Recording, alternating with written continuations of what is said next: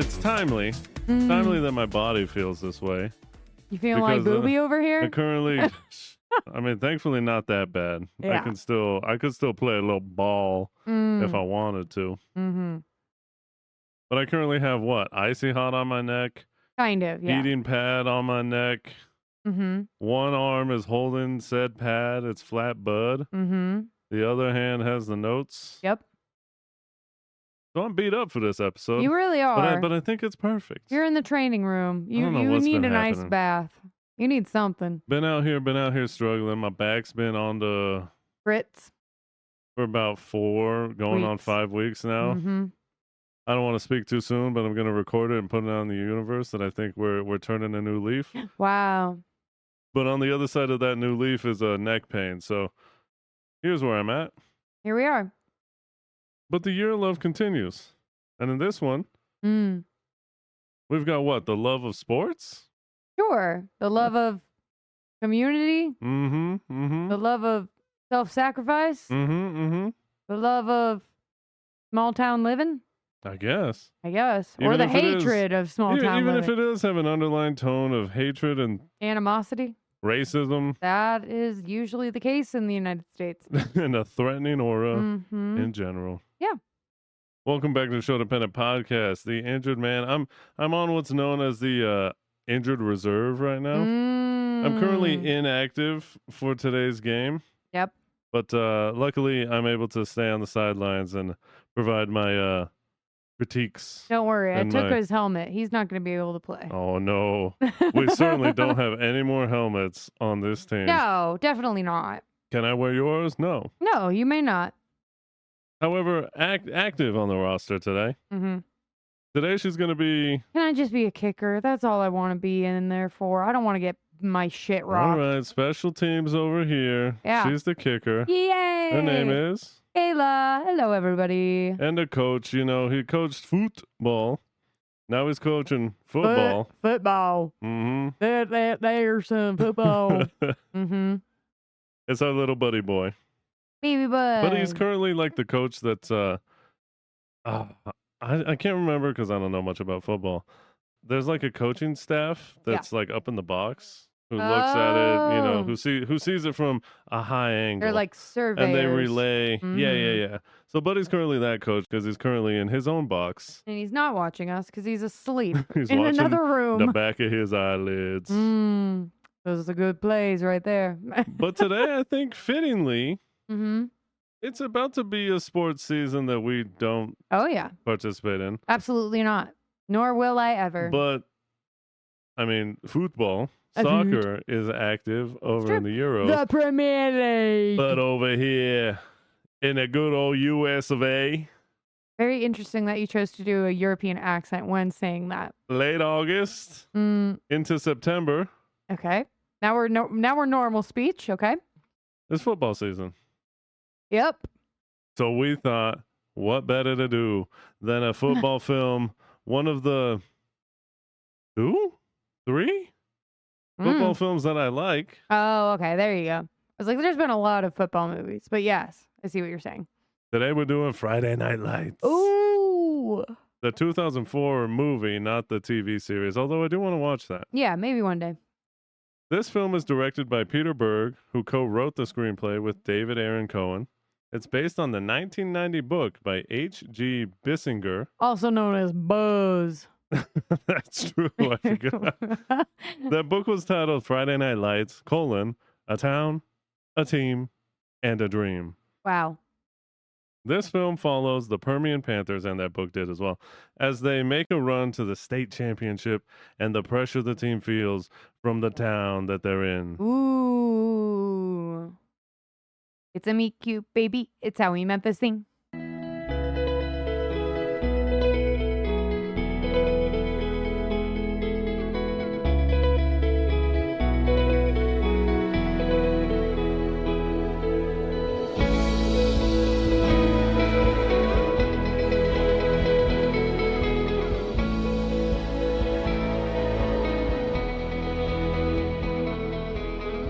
I didn't know Odessa, Texas was a place until like Odessa? 5 days ago.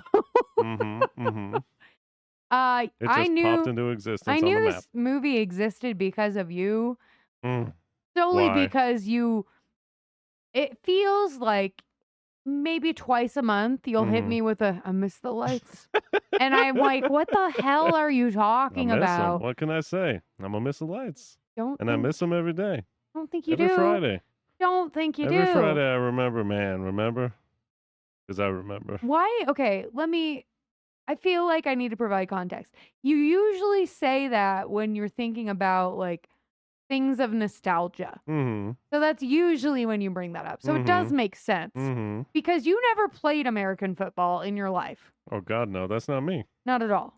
No. And much like you, I would have definitely wanted to be a kicker or some sort Mhm. of Water boy. non-confrontational. That would have been cool. Mhm. Or just not part of the team at all, because it's not You make me. custom flavors of Gatorade for the I team. only ever was into football kind of when I had NFL Street. And that's when I was like, Oh. God, imagine how cool it would be to be cool and good at a sport. Imagine. And I think I mostly went wide receiver for my role. Because, Interesting. they're the ones who get to run down and they score a lot of touchdowns. And I'm not a big boy. I can't be a running back, I mean, you are a tall boy, but not but big. not a big We boy. need a I'm wall. trying to be less big.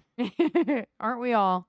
I will. That Ozempic, man. People are popping it like Oh, Pez. Zampadamic Ozempidemic. down there in Odessa. Oh, no. They have a Prilosec there. Lots of heartburn. Luckily, that got Larry the Cable Guy. Anyway, just watched this movie a few days ago. And we'll talk more about that in a second. I don't want to really give But anything else you away. never heard of Friday Night I Lights? had heard of it only through Okay. you. I Only through didn't, me? yeah. I Dang. mean, my dad is You a football fan? he's a Rams fan. He's been a Rams fan my whole life. Hmm. So, So not Texas. no, but a pretty loserish team. They've done well recently. They won the ship. Yeah, but other than that, no, I didn't watch football growing up. I went to like 2 football games in my entire life. So High school?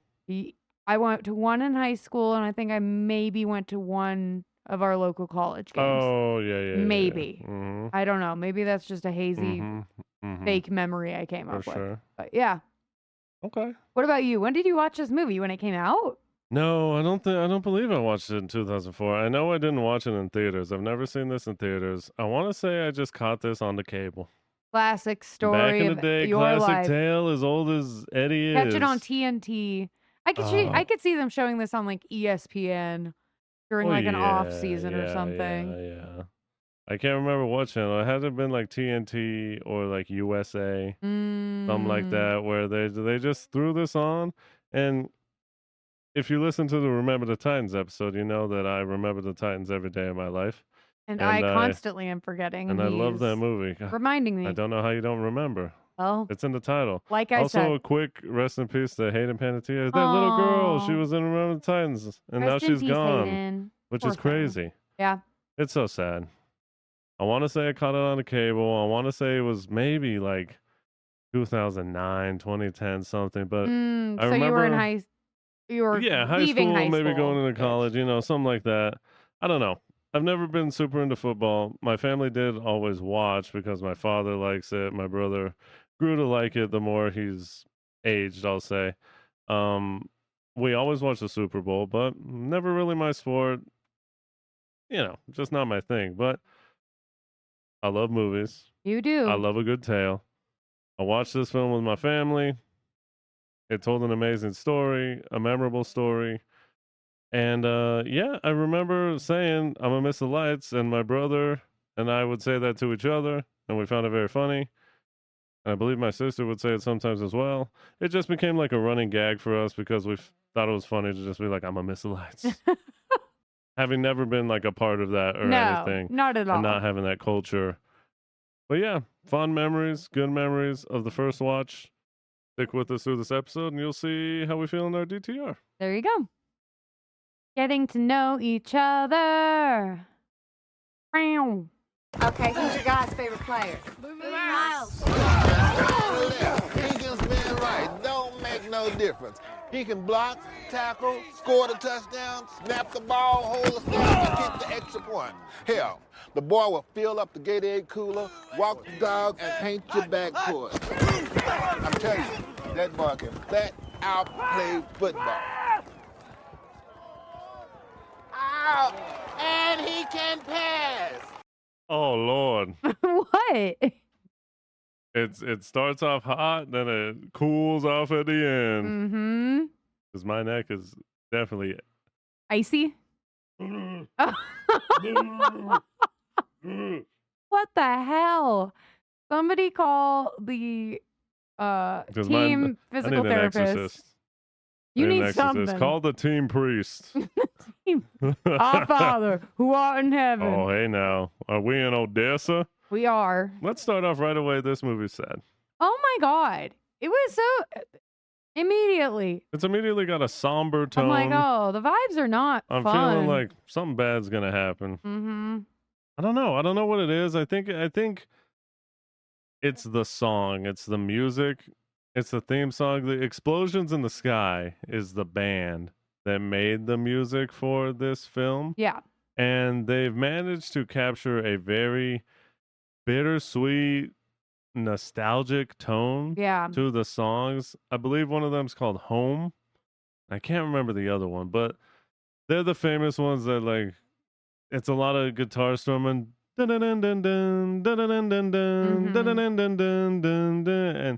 just hearing this again here, I was like, man, I'm back in it. I can see the lights just they turn on and suddenly I'm back under the lights. You've never been under I've been the here light. before. Oh my God. I remember the feeling. Oh, that crowd cheering my name. Uh-huh. Yep. That's happened to you. That's how it makes it feel. Uh-huh. Well, good. I think that is what they were trying to go for. But overall, I was just like, this is not what I thought it was going to be. I was not expecting sad. Right off the bat. Well, yeah. And I was like anticipating something more like Remember the Titans that has like quite a bit of like, don't get me wrong, like Remember the Titans is a serious film, but there are like consistent moments of levity and like joy and like silliness. There's like none of that in this film. Yeah, it's pretty few and far in between. Yeah. This film is mostly just, as we've done many times on the pod, a pretty big sad. Mm-hmm. But after that somber tone that we strike from the beginning, the next thing that we are hit with... Anxiety, and I guess we just start to feel the pressure weighing us down. Mm-hmm. What's his name? Help me. David Bowie. David Bowie. There we go. Yeah, it's David Bowie. Yeah, it's pushing down on us. Mm-hmm. Pushing down on me. You're an asshole. Apparently, whatever. And that pressure is the pressure to be perfect. Mm-hmm. It's August in 1988. Football time in Texas. Jesus, you hit that hard. We got Tokyo Drift here. Mm-hmm. We got Patroclus. Patroclus. Also the Fourth Brother and Four Brothers. That's a movie near and dear to my heart that we'll do eventually. We got Jet Jackson here on the cast. You've never heard of Four Brothers? No. Not surprising. Hey. We also got Booby. Booby Miles. A really crazy ass name. He's got a big ego. Mm-hmm. And everything is all about him. Yeah, immediately I was like, I don't like him. I feel like something bad's going to happen to him. Are those ellipses just continuing on out the door, leading towards an eventual reveal? Yep. Possibly. Maybe. Or maybe they're lost. We hear like radio callers call in and be like... constant like chatter of the town. Yeah, because we're kind of getting the setup of like this town's expectations. And we hear people call in and say ridiculous stuff. One of them said something like, there's too much learning going on at that school. So you get the tone of, what do we do at school? Not learn, we only football. Not learn, we football. Come on, did you hear Odessa? Someone says the coach gets paid more than the principal. Billy and probably who's the does. coach? Oh, yeah, and that happens a lot of times, which is crazy. Oh, where are your priorities? Not in education. But who's the coach? The landman himself. Ooh. I've never seen the show. No, me either. But I know he's in a show right now called The Landman. It's Billy Bob Mm. Thornton. And he's in like a few commercials right now. Oh, he isn't. Look at that. He's It's in a little Michelob Ultras. He was in there with the World Cup. Yep. Yeah, we just saw a commercial. I was like, hey, that's the coach. He is. Looks like he had a long and fulfilling career. And now he's enjoying his retirement. That's what happens when you coach him good. But look, this story follows a lot of the beats. If you've seen a sports film, it follows a lot of the beats that most other sports films do. But I think there's some things that make Friday Night Lights unique, or at least more unique. Obviously, I haven't seen every sports film there is, but I think it's got some more unique moments. Yeah. We'll talk about some of those later, but the one we want to talk about right now is that the town seems to be more oppressive than supportive. Yeah. Like, yeah, they want the team to win. That's very obvious from the beginning, but the way they go about not just talking about it, but like talking to the players and like the looks they give them and the judgment that comes down on the whole team and the coach, it often feels threatening.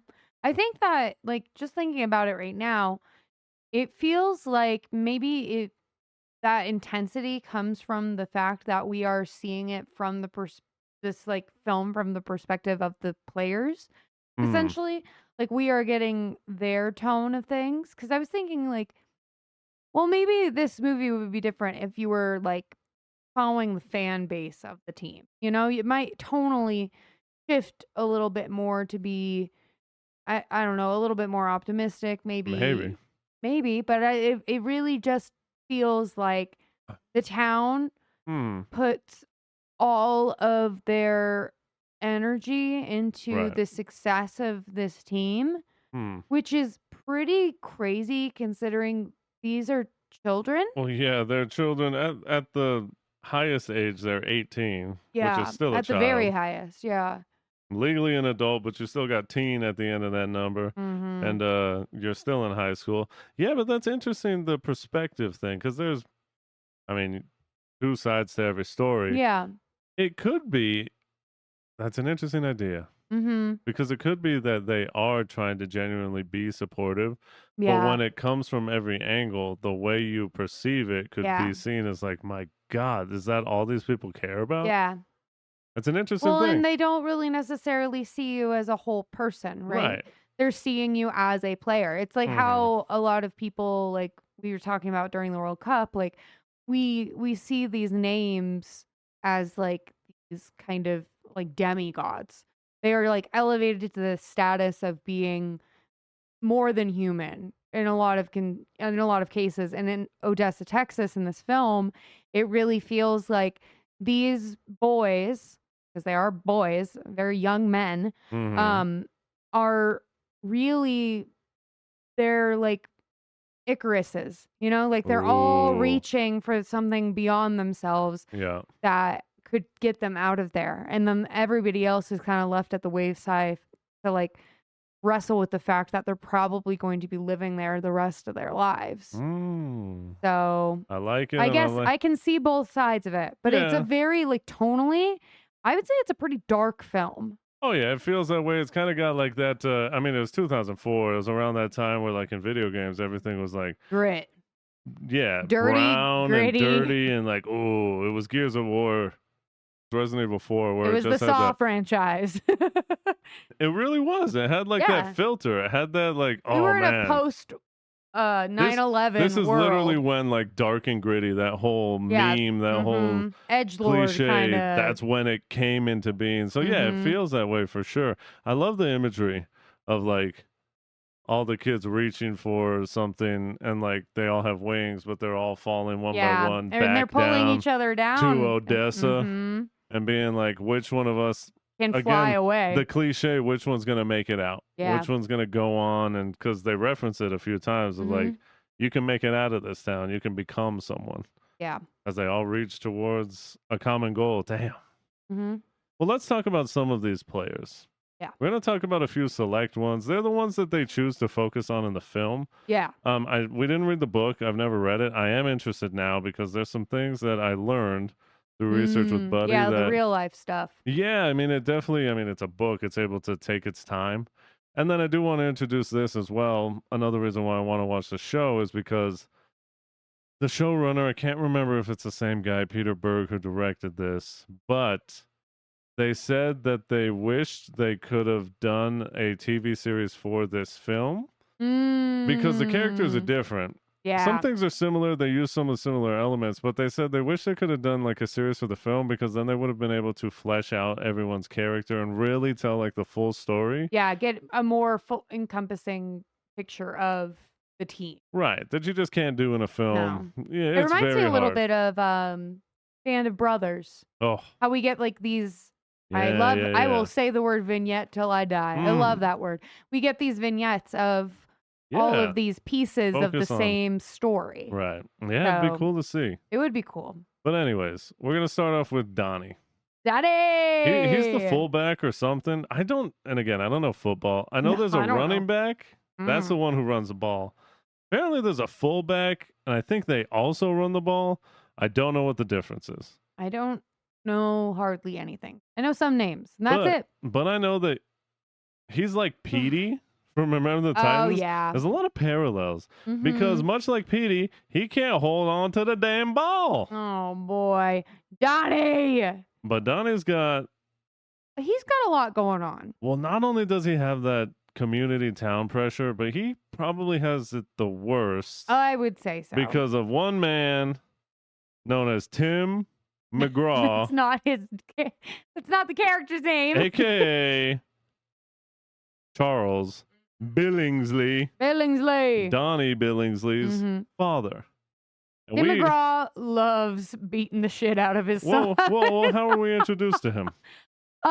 Okay, so we are at the first like practice. Not Mhm. even. This isn't even a scrimmage. First practice proper, This is the first practice of the but season. the scouts are already there. And the scouts are there, and Donnie in front of everybody, and there's like a solid handful of people in Oh, the yeah. stands, which is really weird to me. Like What else they the got going on townsfolk's in got Odessa? nothing else going No, on they to them to don't. just watch some boys run That's around. why we need the lights. My God. Anyway, but Donnie keeps screwing up on the field, and his dad blows his top Yeah. and leaves the bleachers, runs down onto the field, and like shakes the shit out of his kid Mhm. and screams at him and throws him to the ground. Yeah. And everybody just watches it happen like it's a normal Tuesday. Oh, that's just Tim. Yeah, Charles, but yes. That's just Tim. That's just Mr. McGraw. He said, "God damn it, Donnie! If you was a baby, I would give you that shaking syndrome right now." Mm-hmm. He may as well be Homer and Bart on the field. Pretty Only it's much. not funny. It's just child Only abuse. it's not funny Yeah. when they're not cartoons. Oh, he also has like a severe alcohol problem. So Donnie has to deal with that Oh, too. yeah.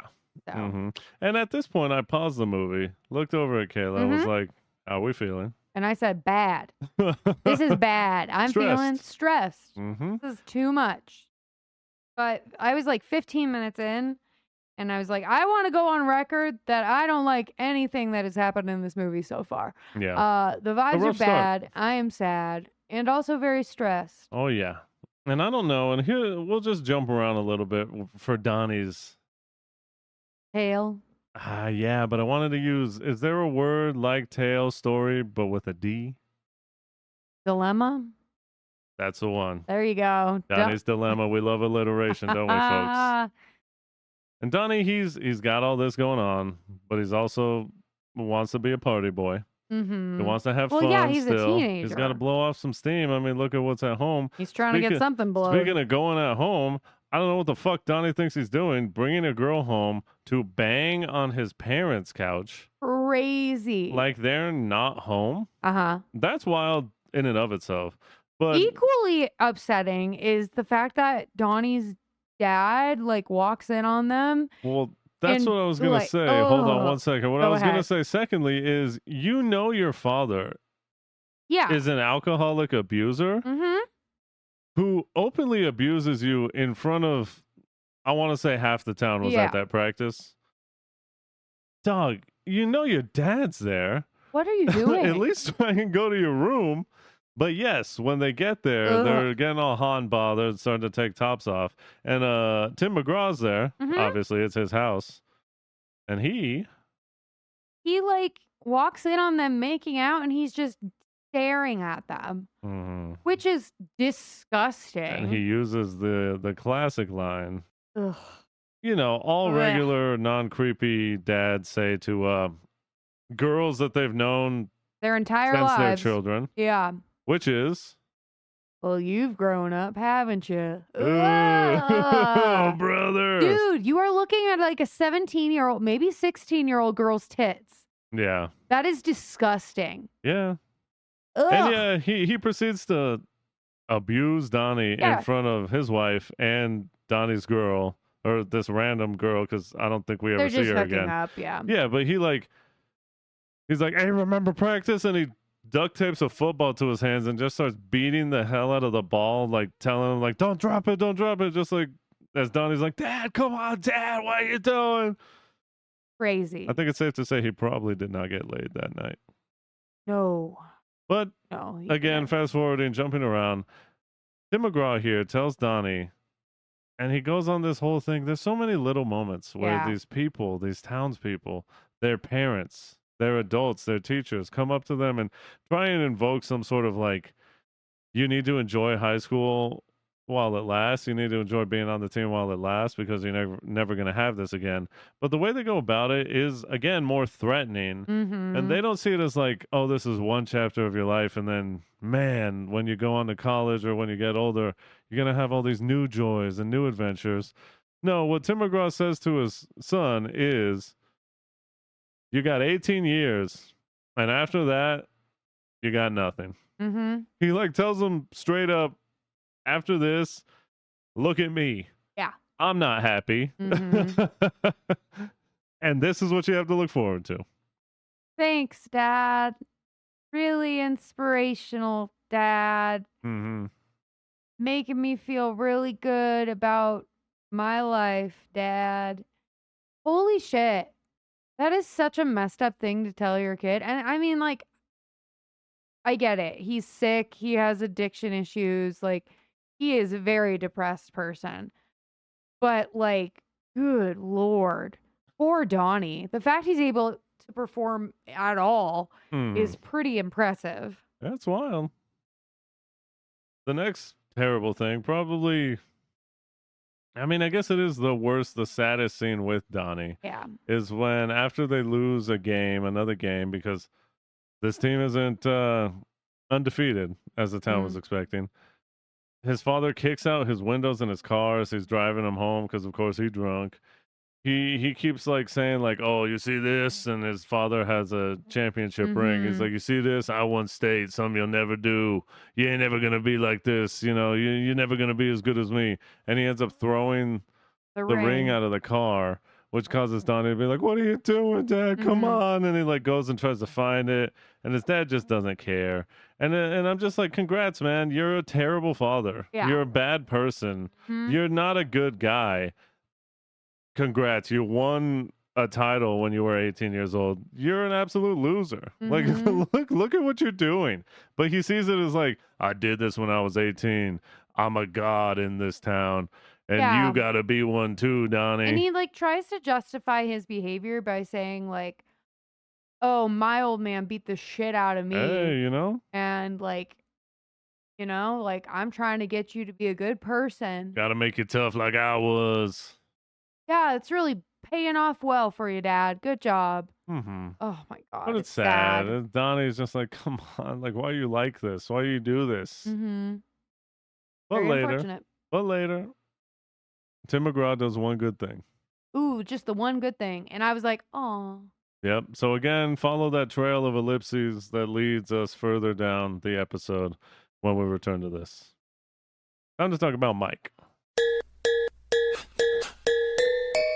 I wonder if you know how they live in Tokyo. Mm-hmm. See anything you need, anything you know you have to go. Fast and Furious. Get it. Or whatever they They say. say drift. Drift. Drift. Sure. But I like get it more. Getting those turns. Anyway, we got Tokyo Drift Boy Tokyo himself. Drift is here. He's Mike. He's a QB. I believe this was before he went to I believe this was before he went to Tokyo. But he's got a sick mom.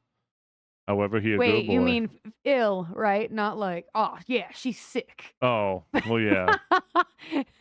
Yeah, sick, ill. However, both of them can be used They to being can cool both as be well. used And she was positively. pretty cool. She was pretty chill. Dude, she was drilling him on drills, Yeah, ironically. but she wanted the best for him. Mm-hmm. She was like, Getting out of here, "You're boy. getting out of here. You good?" Hmm? But Mike doesn't smile much. Aw, poor He Mike. says he doesn't want to go out boozing when Donnie wants to go out boozing to a party. However, he does bang a girl. Because he wants to prove that he's not gay. Because he's not gay. That's the only reason to have sex with a woman. Pretty much. They had like 0 to the, I mean, yeah. They had like no chemistry. The whole it felt time like. getting it in, you're just like, oh man, Ugh. I'm not gay. I'm I'm not not gay. gay. I'm not I'm gay. not gay. That's a normal thing to repeat in your head. As you're having sex. Mid-sexual intercourse. And then she like has this classmate of his. They have sex, and then she gets up and she immediately like starts negging him, and not only him but like his mom. Mm-hmm. And I'm like, fuck you. It was strange. That was the weirdest interaction. Yeah, like she was like mad at him for it. Yeah. And then she just kind of leaves. It was so And he's strange. like, at least I'm not gay. At least I'm not gay. But these kids are getting treated like celebrities out here. A former champ Crazy. comes up to Mike. Yeah, at the drive-in spot, right? Yeah, when they're having some burgers. Mm-hmm. And he like talks him up and like, hey, y'all gonna win the ship? And he's like, yeah, we're gonna do it. He's like, yeah, and he shows him his ring. He's like, you better enjoy it because after this, there's nothing but babies and memories because he has a baby with him. Yeah. And he has like his wife with him. Like, That's yep, a nice thing to say. after the championship, nothing but babies and memories. Hold my baby real quick. And then he has him hold his baby and then take a picture of this like 17, 18-year-old kid, Yeah, a baby. With his baby. Mm-hmm. That's A weird. weird pic. That's strange. And then he jokes that he's going to abandon his baby while him and his wife go on a date. It And I'm was a like, good joke though. it was pretty funny. He's like, nah, I'm just kidding. Nah, come on now. Disgusting. Oh, But we see college recruiters later trying to get Mike, but they say, they're hey from man, like Kansas. Or if you something, yeah. win, then maybe we could talk about this. His mom's like, hey, He's he'll like, if she'll sign, he he'll will sign sign right a now. contract right now. they're like, hold on, cool your jets. Mm. But one of the recruiters asks him, you like football, right, Mike? Mm-hmm. You know, it's supposed to be fun, you know? You're supposed to have a good time playing football. And we were like, yeah, you're supposed to. Yeah. But maybe not when you're 17 and have the weight of a town pushing down upon you. Yeah. And not only that, like, I mean, I know that football is supposed to be like the focus of his life right now, but he Yeah. really can't do that. He doesn't have that luxury. He has to Why? take care of his mom. Yeah, she's sick with yeah. the Plot plot. disease? Yeah. Exactly. Okay, cool. I don't know if they say what. No, is wrong we with just her, know that but- she's sick. It's inferred that it doesn't seem to be like a mental illness. No, she's She's- clear. Yeah, she's. Let me be clear. But it's just, yeah, she's not fully able-bodied. Right. So there's something getting in the way, and he is essentially in charge of her life. Yeah. It feels we like. see him call like his brother, and his Yeah. brother. Essentially, we don't hear his voice, but he's like, "I'm not coming back." Yeah, he's like, Mike's I don't like, live there "She's- anymore. She's your mom too, and Mhm. whatever. It reminds me of heated rivalry. Damn. Yeah, Ilya. What's he say? What's the line? Bullshit, bullshit, bullshit. Something like that. Bullshit. I love you. That's not what that means. God damn it, why can't I quit you? That's a That's totally essentially different movie. Kind of, yeah. But in Russian. But in Russian. But yeah, it's sad. Oh, surprise. Another sad thing's happening. Ooh, That sad. Mike, he's talking to the coach. The Yeah. coach comes to him and he's like, because a thing happened with a certain player we're going to talk about in a second that has thrown their season into a state of flux. I don't know what the hell's It's going like to a happen now. tailspin. It's a Yeah. mess. And the coach is trying to see, is his QB right? Is his QB Yeah. got his mind right? And no, Mike directly says, my mind ain't right Mhm. right now. The reason is because his mom's sick, yes, but as you'd imagine, he feels guilty. Yeah. like he can't leave. Mm-hmm. He wants to go to college. His mom wants him to go to college, but if he goes, who's going to take care of his mom? Yeah. There's no one else, so therefore he feels that guilt of like I can't go. But then that's holding him back. Yeah. And you liked Mm-hmm. a lot what Coach Billy Bob here was saying to him because it's a nice. Billy Bob Thornton's really good in this movie. Yeah. I haven't seen much of his No, stuff. me either. But I think he like kind of captures the coach energy really well. But yeah, in this conversation they have, he essentially says like, the sooner you accept the fact that everybody on this planet is responsible for taking care of themselves, the better you'll be. And he's like, do you think you can accept that? And he's like, I think I can. Like, Yeah. I am gonna do my best to accept that. Coach basically tells Mike, like, you need to accept that your mom is responsible for herself, and you are responsible for yourself. So you can't continue to get in your own way. You will have to leave her one day, Right. no matter how that happens. Whether it, he doesn't say this outright, but it's kind of implied, like whether it's her passing away, Yeah. or you him going to moving away. college, Yeah. like it's going to happen. And I like it. I'm going to return to your imagery because I picture it in my head and it's very nice because the coach says something in this as well where he's like, as soon as you figure that out, you're going to fly, son. Which is back to the Icarus thing. It's just we're reaching for something more, something greater than even your own situation kind of presents itself as. Yeah. Because Mike can see as like, And as a child, it's hard to be in this situation, it's a especially at horrible 17. situation to Even be as an in. adult child, 20, 30, 40, 50-year-olds, it's still hard to be like, my parents are sick. Yeah. I'm just supposed to leave them here. I'm not supposed to be close by. Like I'm supposed to be near. Yeah. How can I go do these things that I want to do when my parents are sick, when my father needs me or my mother needs me? So it's like, that's a super hard thing that even adults struggle with. And again, here's a 17-year-old who has to grapple with this. Yeah. But then what the coach says is true. It's like, yeah, but you can't let that hold you back. This is your life too. Yeah, it's like he's continues to put weights on himself that prevent him from doing that. Right. And it's a very like touching scene because Mike doesn't have a father figure. So it's very much like coach is taking that position in his life in this moment of being like, you got to move on, son. And it's also, I also feel poorly for Mike because it seems like he genuinely can't enjoy the game because he has to do this in order to make everything okay. Yeah. It's like this pressure of a job instead of it being a game to enjoy. Right. Speaking of that pressure, just going back to that collective town pressure we mentioned, because we saw the guy approach Mike. We see Tim McGraw with his son Donnie. But we also see like another scene where a cop approaches. Is it Donnie and Chavez, another character? He's got a championship ring on. Like this whole cast of like former champions who go up to them and essentially check them like, you're gonna win, right? You better win. You're gonna win, right? Look at mine. You want one of these. You want one of these. It's gonna change your life. You're gonna be the best. But it also kind of struck me as like, but it's also a reminder that like after that, these people just went on to lead normal lives. Yeah. Which isn't a bad thing. No. But it's kind of like, I don't know, just the way that a lot of them talk, they talk as if they're not very happy with the way their life went. They speak as if it is the only good thing that has ever happened to them. Right. Yeah, which is really depressing and scary. So that like peaking in high school thing, that's a joke and that's not as much of a joke when you kind of think about it. It's like the happiest time of your life was when you were 18 years old. Like you have to have more to your life than high school. Yeah.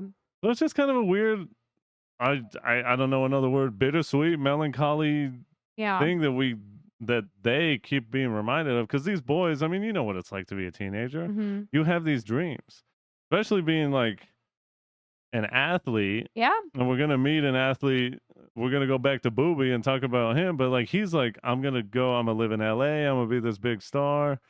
I'm going to get these nice cars and I'm going to do all this. Like they have dreams beyond like even mundane, whatever. Yeah.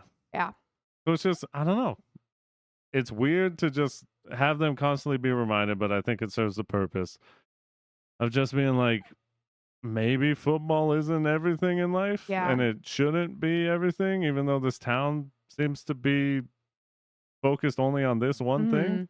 Well, and I feel like a lot of like this pressure and this stress comes from the type of town that they are in. Mm. Like, I think it's because it is a small town that we feel this tension. It kind of Oh, yeah. reminds me a lot of, and this is kind of an intense comparison, but a little bit like 30 Days of Night, where Oh, yeah. they're just like entrapped and nobody can get out.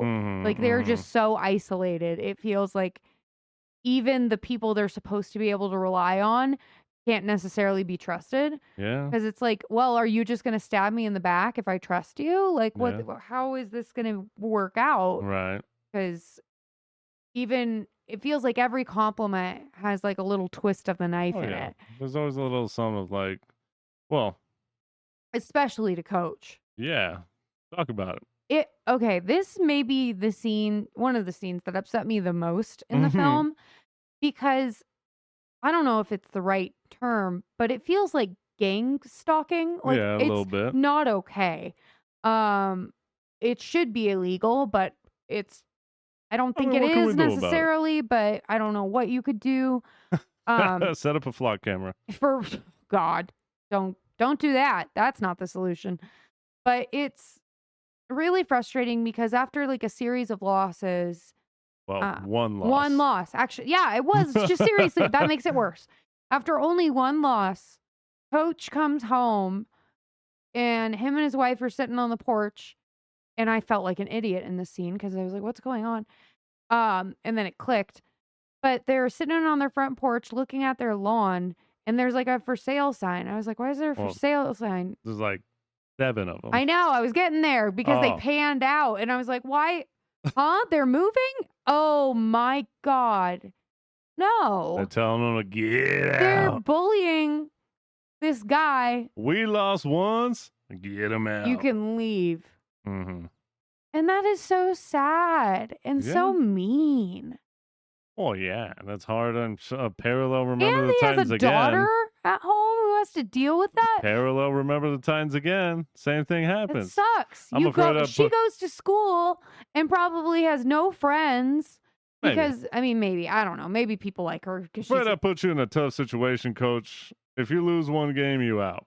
Yeah, That was no Remember the pressure. Titans. Yeah. And that's essentially the same thing here. Mm-hmm. Because they were already calling for him to go. Which is wild. Other thing was like the fucking, I don't know, big, what were they? I'm going to call them like the bosses of the team, essentially. Mhm. They also like threatened him like, hey, if you lose, like you don't win, you're done. Yeah, they're probably like what? Like county commissioners don't or know. something. I don't know. They said as much in the parking lot. And it was a pretty funny moment where their daughter was like, are we going to move? And simultaneously, Coach says, maybe, but his wife says, nope. No. Nope. We're here. Nah, we're staying here. Before we move on to like some of our other players on the team, I do want to talk about like the energy that we're getting, and a lot of it feels like envy of youth. Yeah. Like I think that's really what it comes down to, is like this animosity from the older members of the community towards these young kids who can still do the things that they used to enjoy. You remember the lights? They do, because they can't fucking let them go. Oh, damn. What? It's true. All they do is invest their energy into this. That's all they care about, seemingly. It's kind of embarrassing. It's like, I mean, I would say so, yes. I mean, and maybe that's a cultural disconnect for us because we weren't raised in the South. Like this was not part of our culture. Thank goodness. So I don't know. Maybe if I cared more about football, I would feel differently. Sure. But still, it's kind of like, grow up, guys. Yeah. Let Maybe it go. you'll feel in like a year or two because we sport family now. Yeah, and if you're gonna care about a sport, care about grown professionals. Ah, there Not we go. weird. Like, don't stalk your neighbor's son. Like, don't do that. Right. Stalk a weirdo that lives 300 miles Or away don't from stalk you. anyone. And don't listen to her. Don't stalk anyone. Leave people alone. Yeah, just let them We're all lead their people. lives. Let them leave their lives. And another quick Live. thing, there's other players like Chavez, who is Mexican. And IRL Odessa had and has a lot more Mexicans because Chavez is essentially like the only one we see. Yeah, he's like the in this one film. brown character we see in But, this movie. you know, this here Texas, and there's a lot of Mexicans in Texas. Yeah, it's almost like it was Mexico or something. So it's weird. The demographics that they went with in this film are like flip-flopped because I also saw that there were far less African Americans, black people in Odessa than this film leads on. So they kind of, I don't know. It's just, things are a little weird. But movies do things for a reason. Kayla liked The Silent Player. Preacher Man, a.k.a. Ivory. Yes, Ivory he does speak. He has like one little bout He of speaks dialogue. later, yeah. But I like his energy. Yeah, he's just kind of hanging out. He's a serious man. Then we got Comer. He's Jet Jackson. He's the third string running back. Yeah. And here's something racist. We are just like casually throwing out the N-word at a formal dinner party, which is bananas. Yeah. And that caught you off guard too. I was You like, did not remember. "Whoa!" You said, Jesus Did Christ. not remember that slur 15 at the 15-minute mark. It's like things are happening. We shift. Yeah. Did not remember that slur 15 minutes in. Maybe because I mostly watch it on cable and it just, I don't know. And sometimes they cut things for time. That's so true. maybe they didn't even show that scene on cable. Yeah. Because they needed a tight 90 or something. But we are in Texas, where even if you're a football god in the town that you live in, you're still black to these white people. Yep. And it's interesting that this film seems to cut a lot of this race relation stuff out because she says something along the lines of like, that big N-word will like get the job done for us so you don't need to worry about anything. So we'll get to it here. Ugh. Yeah. But the race relation topics that were in the book like took center stage. Oh, really? Because from the sounds of it, Bissinger set out to tell a story about football, but then life in Odessa came to be the focal point. Interesting. The pressure the town put on the football team, which we've talked about, the teenagers and the coaching staff, but also the racism within the town. With regards to said racism, Bissinger apparently quoted that it was the ugliest racism he had ever seen. Holy crap. Yeah. And many people in the town, outside the town, people, you know, related, criticized the football team, like the school district and all that, as exploiting and using black players to win while being incredibly racist towards them. Is this America? Oh, it's almost like a microcosm. But yeah, and then of course, using these kids, these teenagers, for their athletic prowess, not setting them up for success later in life. We'll give you a little wink, wink. Those ellipses, they're still We've got so many little lines. We got a lot of trails we need to follow. Hall. But using these teenagers to win and then discarding them after they've served their purpose. So, going back a bit, Yikes. Chavez tells Mike to relax. He's the quarterback, sure. But we got Booby Miles. All you got to live in is make sure you snap the ball. And in that like 1 to 2 seconds where you hold onto it and pass it to Booby, that's all you got to do. You do that, we're all going to look good. We're going to go undefeated. We're going to win this championship. We're going to win state.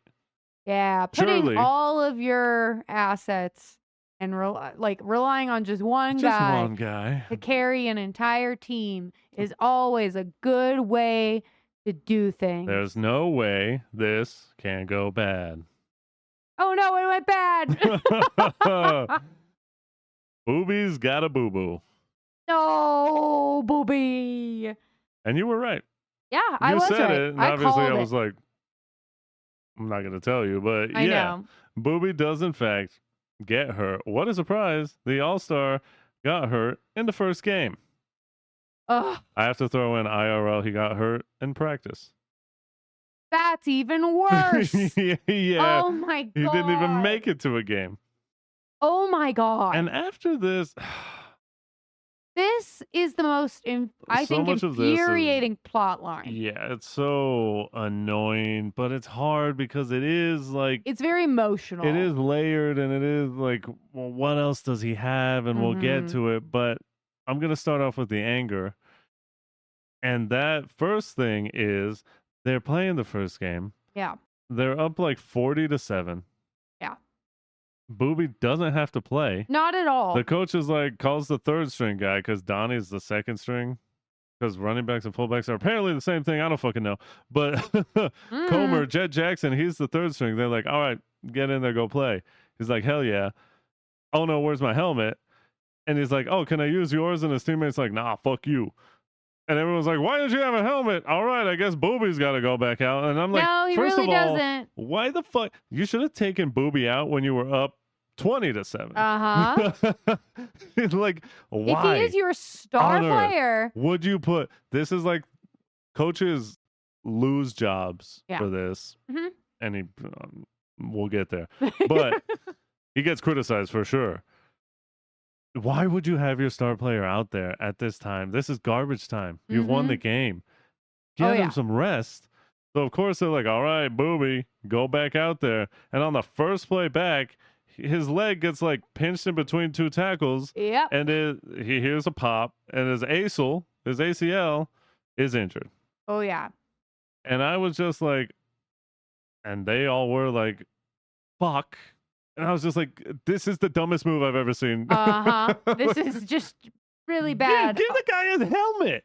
Yeah, you literally, who cares? He's your teammate. I thought we were all a team. Apparently Isn't not. this a family? No. Didn't we pray together? No. Didn't we do a couple of like fucking, I can't even remember it now. What is it? I wasn't Catholic. Our I don't know. Our Father who art in heaven, hallowed be thy name. We did that together. The Lord's Prayer, yes. Give us this day our daily bread, but that's not give us this day our daily helmet. Oh, my God.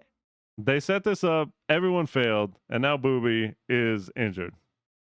And then we go on to make like a series of the most frustrating decisions I can ever see. Booby, why? Because Booby, his uncle, is the one who's like raising him and helping him and doing all this, which is kind of sad in its own, because obviously you're like, well, where are his mother and father? Where's the rest of the family? Because it's just like the two of them. Yeah, we only ever see the two of them. Which is very commendable for the uncle. Oh, yeah, and he loves Booby. He loves him. And Booby loves his uncle. That's like the opening scene of the film is like his uncle like hyping him up to these scouts. And he's very charismatic, and it's like it's very obvious like where Booby gets his confidence and like charisma is from his uncle. But I mean, it's so frustrating because they keep going. They go to a doctor, and the doctor's like, "Dude, your ACL's messed up. You're screwed. You cannot play." He's like, "No, I'm playing. When do I get to go on?" What are you talking about? You're not playing, dude. He's like, "Can I play?" You don't have a knee, dude. And then I'm like, "Why are you lying?" Yeah. Because they go to the coach and they're like, I'm good. I'm fine. Give me a week and I'll be good. Give me a week. I'll play the next game. And the coach he knows. He's like, are you sure? Like, yeah, I'm good. I'm like, why are you lying? What are we doing here? I get that this is important, obviously, to help his future, right? Yeah. Because as we're going to see again in a little bit, football is all he has. So believe me, I understand, and it's hard. It's hard because people that are in this situation where it's like athletics are your ticket out of this. Yeah. Classically, your ticket out of poverty, your ticket out of a hard life with like gangs or crime and all this stuff. And it's either athletics or education. Right. And the way the system is set up. Yeah, but the way the system is set up. Yes. So if you have just like that natural athletic ability, then that can lead you out of poverty and lead to so many great things. So I get the pressure, believe me. But to me, that speaks even more to like get your ACL right, get your body right. That way, sure, maybe you have to take the year off, and that sucks. And I get it. And he's probably a senior, so he would have to, the whole college situation where his signs would get weird, and then colleges are like, oh, he's injured. But it's like, but get it right. Then you can come back and have that same talent, explosiveness, all that. But they just choose to be like, no. They choose to be like, no, we're going to rush him back as soon as possible. They go to Midland, which is their rival kind of, but they've got the best hospital in Texas, right? His uncle finally convinces him to go because Booby doesn't want to go. it's super frustrating because the doctor like tells him like, dude, your ACL is. I'm just gonna use the word non-existent at this Yeah, point. it's like gone. He's trying to explain to him like you're good because, like any good running back, you're explosive. You can You're stop. fast. You can stop and pivot, and you can cut and do all this stuff to lose the defense. He's telling him if you try and do that with your knee, you're gonna injure yourself to the point where you can never play football again. Mm-hmm. And then he Has a full-on mental break. Yeah, he's like, Uh-huh. this guy just wants Midland to win. And he starts yelling at him like, who's paying you to say this? And I'm just like, dude, you know how your knee feels. It's so frustrating. I just can't stand stuff like this where it's like you have to bite the bullet and be like, I have to wait until my body's good. Because when you rush back, you end up costing yourself more in the long run. Yep. So what happens? He goes back. He goes back. And he's wearing a brace during his game. And he can't fucking hang. And he's constantly like, hey, send me in. You want to win. Send me in. You want to win because they're losing the game. They're like, send me in. You want to win. You want to win? Get Booby. You want to win? Call Booby in. And the coach is finally like, fuck. I guess. Sure. So he sends Booby in. Go ahead, Booby. For one snap. And speaking of snap, his ACL Crackle and pop is gone. He went poof. He immediately can't cut. The only part of him that is flying out of this town is his ACL. Exactly. It's gone. It's on the breeze. It's got wings and it's flying towards the sun. Second it's not snap. Funny, but it is a little funny. It's the hubris. Second snap, he gets tackled and boom. Bottom of his shin from his knee down may as well have fallen off. He's like done. A zombie. He ain't got nothing. He can't play. And I was just like, man, not only does this suck, but maybe this is what the team needed to see for them to mount a comeback. Because they see Booby lose his ACL. They see Booby end his football career as far as they know. And they're like, we got to do it for Booby. Do it for Booby. They start playing right. Things start going well. We're marching down the field. We're about to win. And nope. They lose the game. Thanks a lot. And it's Mike's fault. Well, and it sucks. Yeah. Because Mike overthrows the last pass. And then to talk about Mike real quick, this is like the first time we see him show emotion, really. Yeah, he's in the locker room and he's banging his head against the wall and he's crying and he's just saying, I'm sorry, I'm sorry. I said QB, more like Mentee B. Poor guy. It's just sad. It's very sad to like disappoint people. That's one of the worst feelings. It is. It sucks. And, to be on a team, granted, I never played sports like at a super high level, but it always sucked to be like, man, that was my fault. Or even, nowadays to play video games or something. If you play video games with your buds and you do something wrong, you're like, damn it, this sucks. Yeah. But then, I mean, after that, reality really hits Booby, I think. And yeah, he's done. Yeah, things pass and he just realizes like, oh, I can't play anymore. Yep. Definitely not this season. Maybe not ever again. And maybe, I think it is the saddest. It's the saddest 1-2 punch. Ugh, it's awful. Because it starts. Booby, he's putting on a really strong face and he goes back into the locker room and all of his teammates are like looking at him and it's like, God, they're looking at him like he's on death row. Yeah, like he's about to be executed. Yeah, exactly. And he's like, nah, guys, like I'm good. I got my stuff. And he goes, Waterbug comes in for a big dog. Yeah. And then, so he gets all of his stuff out of his locker and is he walking away on crutches? Limping. No, he's limping. He's just limping because he's too proud to use the crutches around his teammates. Yeah. And then he hobbles back to his uncle's car and just loses his shit. Oh, God, and it's so sad. It's sad. a scene that sticks with you. It's definitely, I remember watching it the first time being like, oh, my God, this is one of the saddest scenes I think I've ever seen. It's very heartbreaking. Because he goes back into the car and immediately breaks down. He's distraught. He's a broken He finally lets himself accept it. Yeah, and, he's like a kid. He's a broken kid who just like is realizing my life is over. essentially is what he's feeling. Everything he wanted is over. It's all gone. Everything he was hoping for is gone. And even after all the frustration, because don't get me wrong, it's super frustrating to see it. Yeah. But it's still so sad because at the end of the day, he's a teenager. He's He's just a kid who just wanted more for his life. He wanted to get out of the situation he's in. And God, one of the saddest things of all, because he's crying and he's like, "Oh, what am I gonna do? Like, I was gonna buy you a how can I do house." this?" Yeah, he tells his uncle, like, "I wanted to buy you a house," and I'm just like, "Oh my God, I can't fucking." It's so sad because his uncle was there for him, and he wants to pay him back for all he's done. To go with the metaphor, he sees his wings evaporate from behind him, and now he's fallen. Now he has nothing, and he says, like, "I can't do anything. All I know is football." He's like, I don't know anything else. I have nothing else. I have nothing else." He's like, "What am I gonna do? What are we gonna do?" It sucks. It's horrible. It's really horrendous. sad. And to bring it back, to bring Chavez back. Yeah. Chavez, Donnie says he's got like the best grades in the school. Oh yeah. So he's gonna go somewhere, right?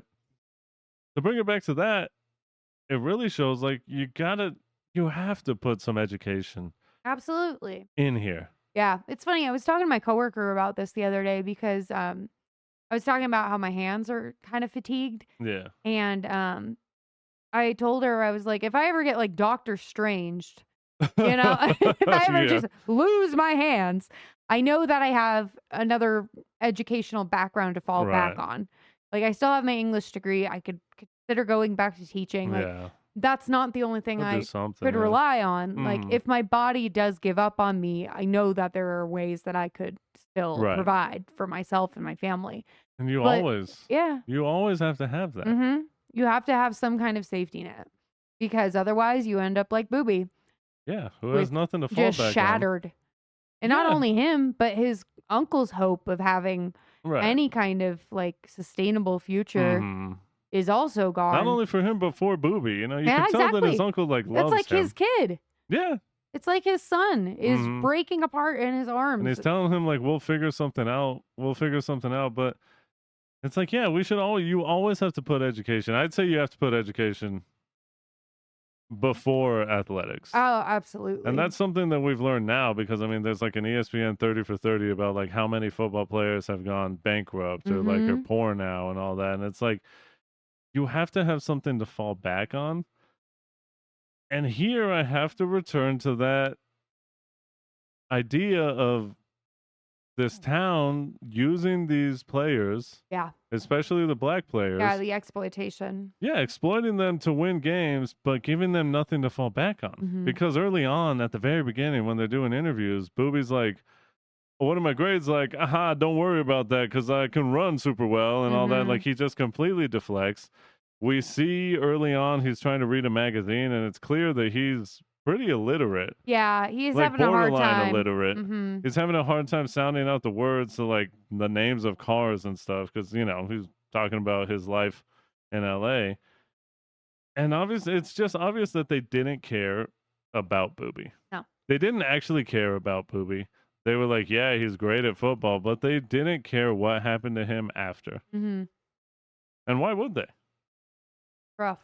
It's all around depressing. It'll bring a tear to your eye. It obviously brought a tear to my eye just now. Every time I see it, every time I think about it, it's just hard to watch. I hate very painful seeing this happen to a person, let alone, like Kayla said, like, he's just a kid. He's 17, 18 years old. You're just a kid. This is too much to put on a kid's shoulders. And yet we do it all the time.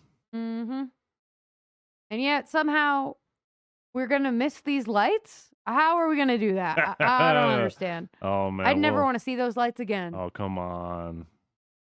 You're going to miss the lights. No. You're going to miss the lights by the end of this. No. We get to the final game. Because guess what?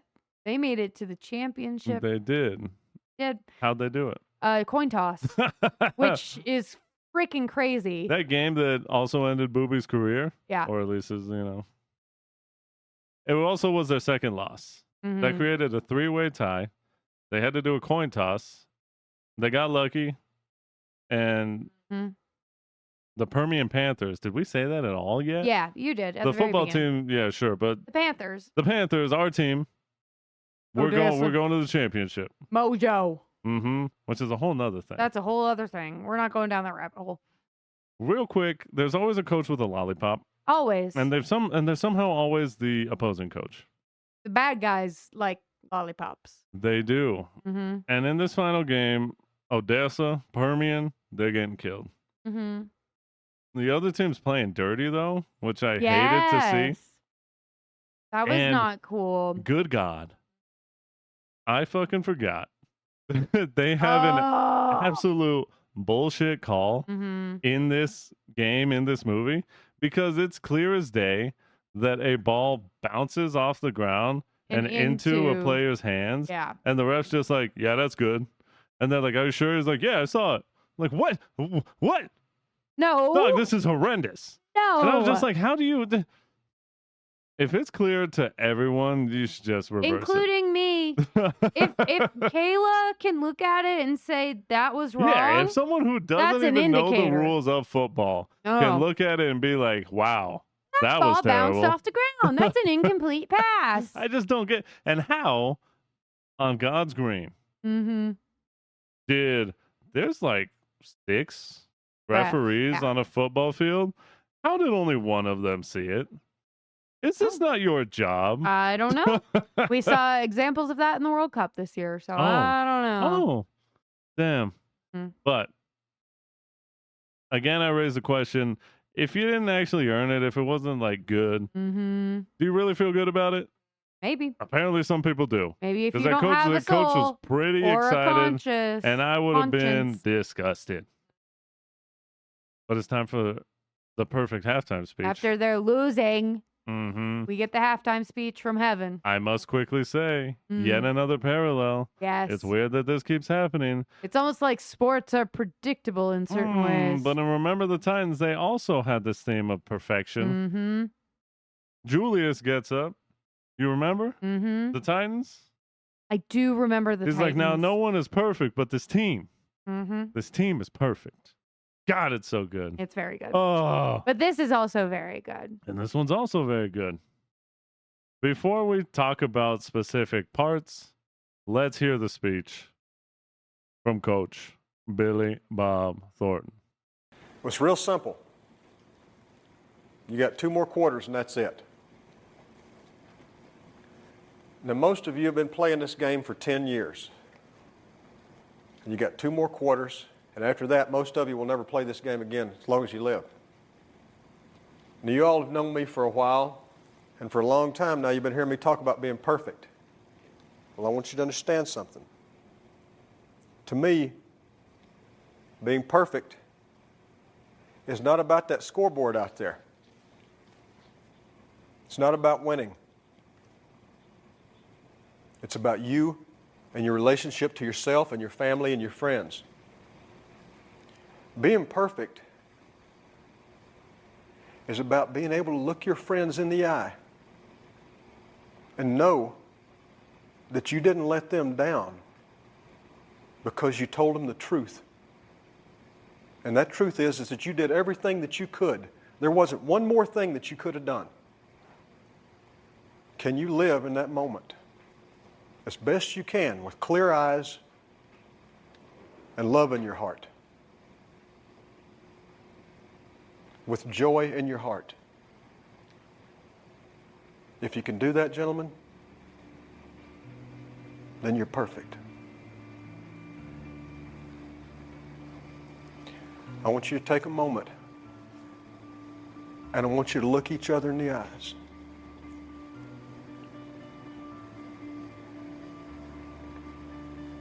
I want you to put each other in your hearts forever. Because forever is about to happen here in just a few minutes. I want you to close your eyes.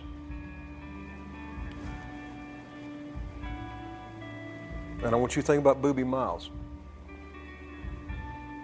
who is your brother. And he would die to be out there on that field with you tonight. And I want you to put that in your hearts. Boys, my heart is full. My heart's full. I think this speech is part of the thing that makes it so good is that it is just a very healthy representation of masculinity. It is. I think that it's and I talked about this and I think in our World Cup episodes, and it's how sportsmanship, like why it makes me emotional, is traditionally because I see it with men. Yeah. And so it's like this level of intimacy where men can be vulnerable with each other and expressive and, show what they're feeling. And Coach in this moment is just like, essentially the core of what he's saying is, as long as you have love in your heart and you are doing your best for your fellow player, Right. you are perfect and everything is going to be okay. That's right. And it's amazing because like the last thing these kids need to hear is that they need to be perfect. Better And like, you're never going to be out. good enough. Like you have to try harder because What if Coach has been riding their ass Oh, the yeah. entire season. Like he's a hard ass. Like don't get me wrong, he's not this like softy woo woo like you know. He's But there's the thing of like recognizing there's a time for that. Yes. And there's a time to just lead with your heart. Yep. Lead with compassion. Lead with something that everyone needs to hear and they need to hear going forward. Yeah. And it's funny because it's a whole big discussion, and I'm sure I've talked about it on the podcast. I'm pretty sure I did, where like I had a coach who would scream and yell and curse at us, and it made me hate baseball. Not only did I not like baseball to begin with, but I was like, dog, fuck, I hate playing this. If coaches are going to talk to me, if people are going to talk to me like this, I don't want to play this sport. And it's funny because I was going to mention earlier, it's like, what if I just scream and yell at them and be angry at them, and then maybe that'll make them play better, right? And it's like, no, probably not. No. Probably Believe not. it or not, almost nobody likes being yelled at. You know, Not fun. There is a way to lead without degrading people, especially in sports, where that is often the first thing that coaches do. They lean on is just let me get angry. Yeah. And in the heart of Texas too, which I think is interesting. You know, because you would expect Coach, he's been a hard ass, but he also shows that compassion throughout the whole film. We saw when he was talking with Mike. But to break down some parts of this, I like at the beginning how he says, most of you will never play this game again as long as you live. Which for many student athletes, high school, college, that's true. That's how I felt when I was like my last, and it happens in the arts too, but it happened with me like at my last choir concert. I was like, damn, this may be the very last time I ever sing in a group again. Right. And it's just like this like somber, like sick feeling of oh God, it's over. I never get to do this again. Like I never get to play this instrument. I never get to dance. I never get to play this sport that I love. Like, oh yeah, endings are hard. And they're a big thing for me because I always feel like at the end of anything, I'm like, man, this is like the closing of a book. It's the end of a chapter or a whole book. Maybe if football, you never play football again. Like that's my whole book of playing football. That's it. Endings are hard. Yeah. But I like that he takes a moment to be like, yeah, this is realistically, you're not all going to get to the NFL. That's sorry, just impossible. Guys. Some of you ain't even going to play college ball. Most of you ain't even going to play college ball. But then he starts to go on about being perfect. And the important parts are that he says it's not about the score or winning. It's about you and your family and your friends. Knowing you didn't let your friends down, you did all that you could, and you live in that moment. He says, clear eyes and love in your heart with joy. If you can do that, then you're perfect. And that theme starts playing. You heard it. Oh my God, I love it. Clear in your heart with joy. And we hear that guitar just strumming. I'm just, I got the chills. Los Escalos. And then he hits us again. He's like, close your eyes. Oh. Think of your brother Booby. Oh my God. Who would die to be out there with you on this field tonight. Right. Oh, Booby. And he's it's really cool. You pointed this out on, we watched the clip again. But in the film, Booby's actor is standing right next to the actual real life Oh yeah, Booby. Booby. So Which is crazy. yeah, I very couldn't imagine wild. standing there and seeing that represented, like your life represented, one of the Yeah. saddest moments of your life. Mm-hmm. Because yeah, he's like Booby would kill to be here, and Booby's actor does such an amazing job of standing there with tears in his eyes, but he's clearly like trying to stay strong, but understanding the moment. It's Yeah. like, yeah, I would. I really wish I could be there with them. And really quickly, I love that Booby during this part of the film, he's very happy and he's like Yes. supportive because we never saw that from him throughout. He was Mm-mm. like, it's all about me. Yeah, his ego was too And then he big. just finally realizes, and I hate that it took what happened to him for him to realize, but he's like, he's part of a team and Mhm. he's there to support everyone and he's happy for everyone Yeah, and he's I trying love to how help he them.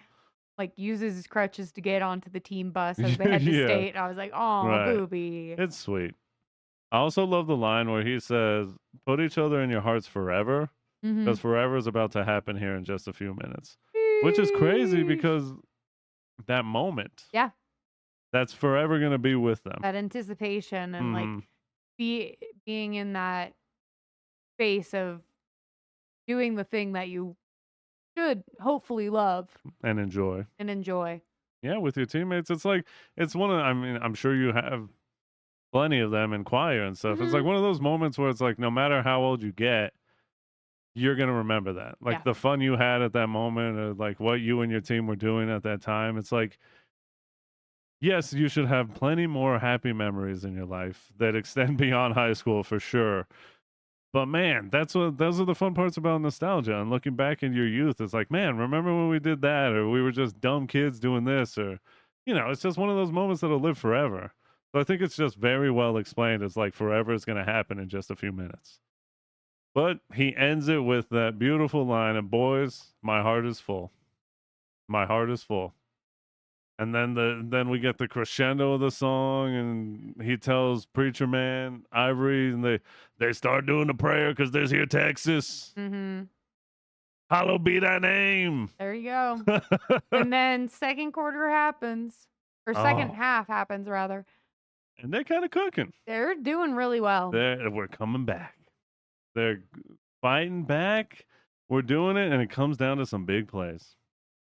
First one was making a big stop. The defense.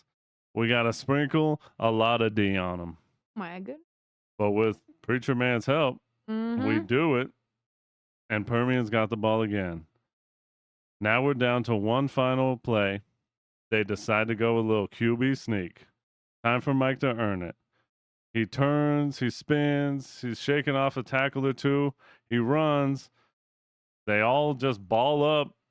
They push. He's going. And they fall short. Yep. Oh. And the ref just blows the whistle. It's like, that's it, game. And then the other team just runs on. We did it. We did it. And it's almost so It to feels me, surreal. yeah, it's surreal and it feels like such a smart choice by the director though, because whereas a lot of films play that out so dramatically, and there is a little bit of slow-mo. Yeah, just But a little. a lot of films, like, the music gets loud and we see all the reactions from It everyone. like goes silent a lot of the Yeah, time. and we see the crowd and like all the players and the way everyone reacts. But in this one, no, it's just how a real game ends. Like Mhm. the ref just says, that's game. And then in an instant, One team is celebrating and the other one has lost. yeah, it's all over. And then Mike's just kind of sitting there and you see the football literally inches from the goal line. And he's just kind of sitting there, and we do the same thing with the characters in this movie. It's like it slowly washes over us of like, oh shit, it is over. Like they lost. It was like I felt you kind of being like they're gonna win. A little, yeah. Because that's like how I was like, well, yeah, of course. That's Like, how this is these a fairy movies tale, go. so like, duh. and they're cooking, they're coming Yeah. back. Like this is how stories end, how they're supposed to. And But when I was raised to root for the underdog, I was like, well, they've got it. But oftentimes real life doesn't have those storybook endings. And we're sitting there with Mike looking at the football being like, wow, That's it. that's it. All this time, all this effort, all this practice, season, preseason, leading up to the season. All these years. Yeah, like for high school, considering some of them might never play football again. It's like they're, what is it, pee-wee football Yeah. or whatever? I don't know what it's called around the country, but like playing football as a kid, I mean, they're teenagers now, but you get what I'm saying. All the years, all the build up to this, and then it's just gone in an instant. It's just over. It's a crazy feeling to feel that. And I think this movie does. It's one of the things that I think makes it unique. Is this movie shows us a loss. It shows us defeat. Whereas many films, they win in the end. It's a tough one. But it's heartbreaking. However, as Kayla said earlier, she mentioned like why we watch sports. And this is why. I think this film also does such a great job of showing why we watch sports. Why do people care about this? It's because it's like all that. It's everything that goes into a moment like this. It's the buildup. It's everything. It's the personal stories. It's what these people have gone through. You know, Booby Miles, what happened to him. We see Mike and his struggles. We see Donnie and all that. We see the pressure of the town. It's like, these are people. Everyone's people. Everyone has a story. And yet it's all collectively together for a team. And sometimes you're on that team, or sometimes you support that team, and you want them to win more than anything. And sometimes you win, and it's amazing.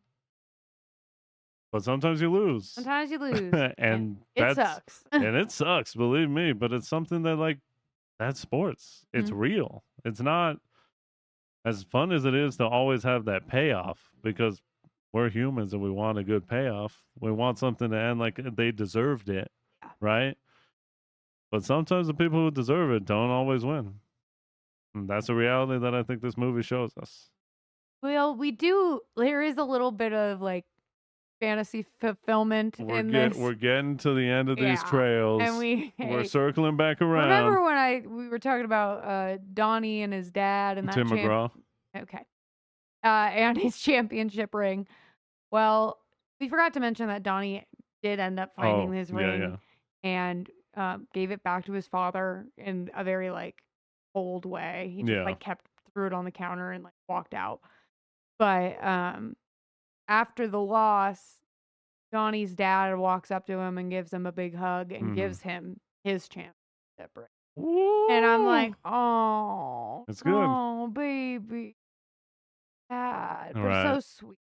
It is sweet. He did one good thing, is that he finally, which is kind of whatever. Too little, too late. But he finally earned the respect of his father through doing what Coach said, laying it all on the line. They didn't win, but at the end, it wasn't about the win.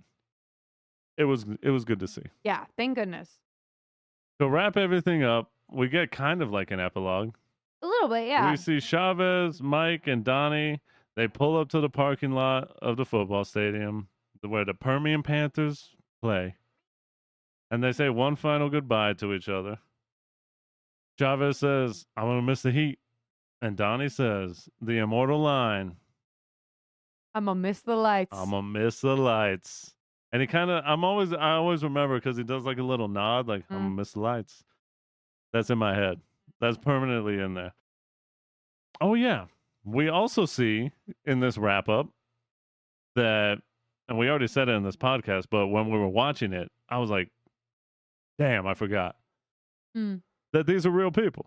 Oh, damn. Yeah. This is like based off a real story. Christ, I forgot about this because they do the whole text underneath the person. Text on screen on their body saying like Chavez went to Harvard, which he really did. And like Preacher Man, he was the only player to go Division I.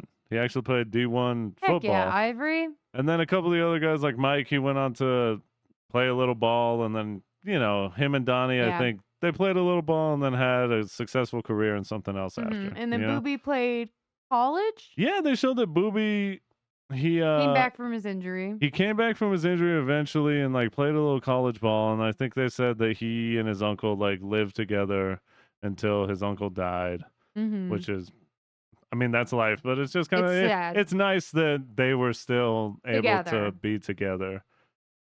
And then I think the two of the coolest parts. Number one is we see Coach, he's like taking down all the players' names and then Yeah. putting up the next season's players because life goes on. That's the cycle. And that's the cycle. One season ends, another season begins. And we have this playing back and forth with Mike, who sees kids playing a little ball, and he yells at them and then throws the ball to them, which very symbolically and may be obvious, but I like it. Passing the torch to the I next like generation. patterns. Okay. I like it. Sue me. I like a cliche. Mm-hmm. I don't know. It's almost like it's that for a reason. Yep. And Mike, the man who's only smiled once this whole movie, gives us one big smile at the end. He's happy with what he did. Maybe picturing his heart full. Yeah. He's able to move on with his life. And we get maybe the coolest little mic drop moment after the coach has been criticized and had to work and fight for him. We're like, he's probably going to lose his job. And then he turns around, he walks off, and the text says that the coach led the Permian Panthers with the third string quarterback because he came back. He was, in this film, he was a sophomore, but I think he was a junior IRL. Either way, he came back the next season. And the coach led them to an undefeated state championship in the next season. Aww. Which is just very cool because he was like, hey, I'm actually a pretty good coach. Hey, I'm actually pretty good at my job when you're nice to me. Maybe take those for sale signs out of my yard, asshole. And stop telling me to move or win or else. That's not cool. And then they did it. And that's it. That's Friday Night Lights. That's how it ends. That's a good ending.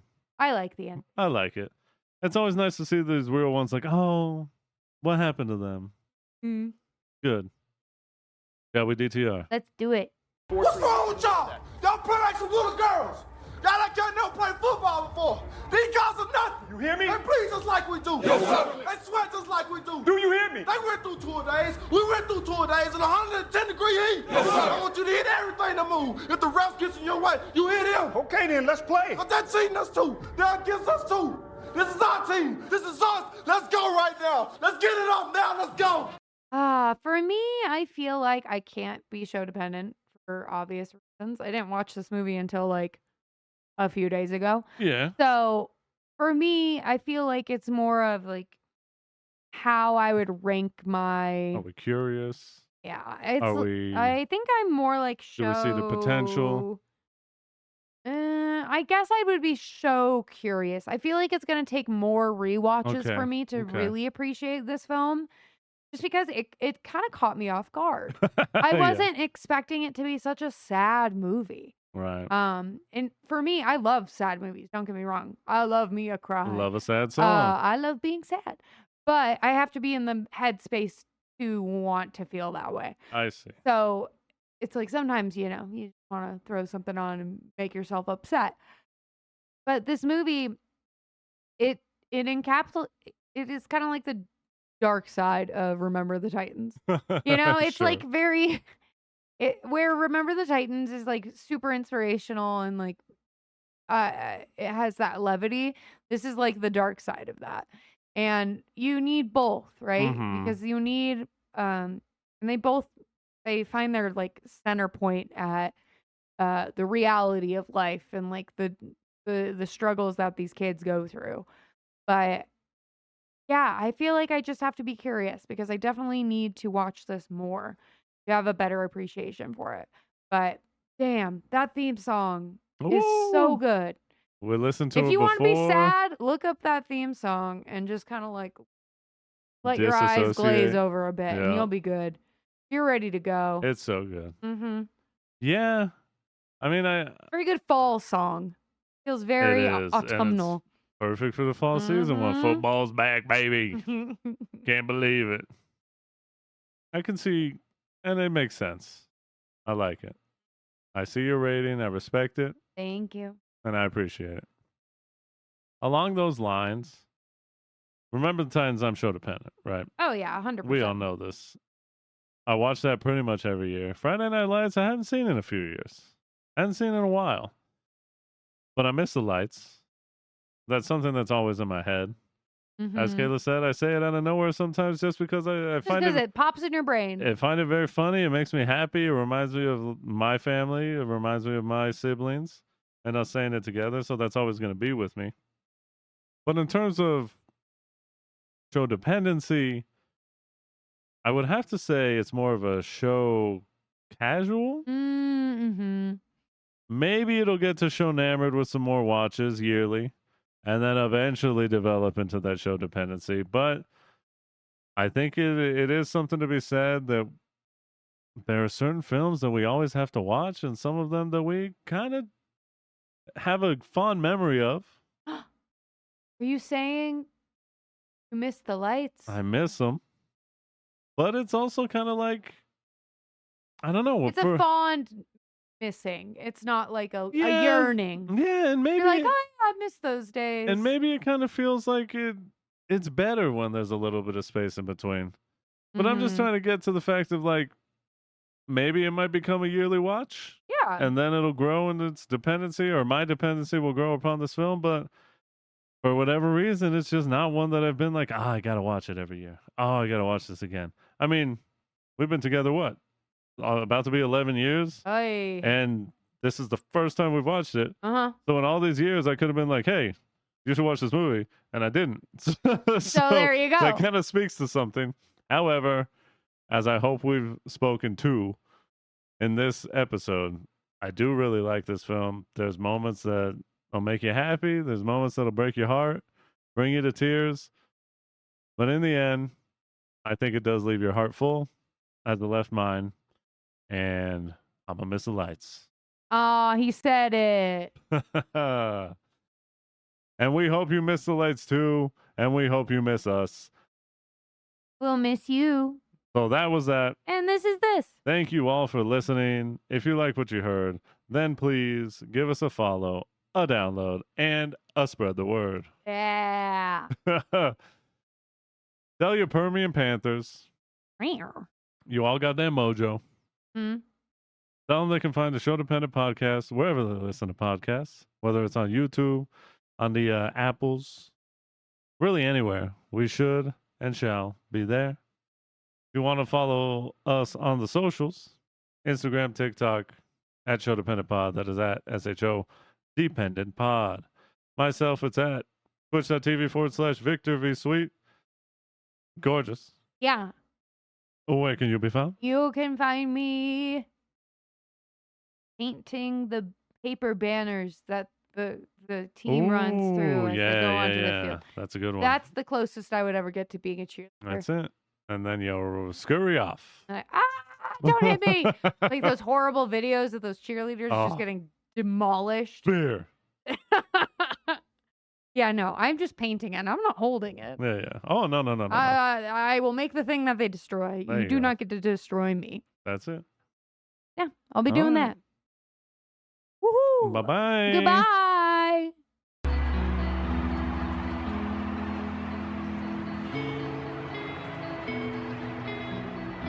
I'm gonna miss the heat. I miss the lights. Yeah. Me too.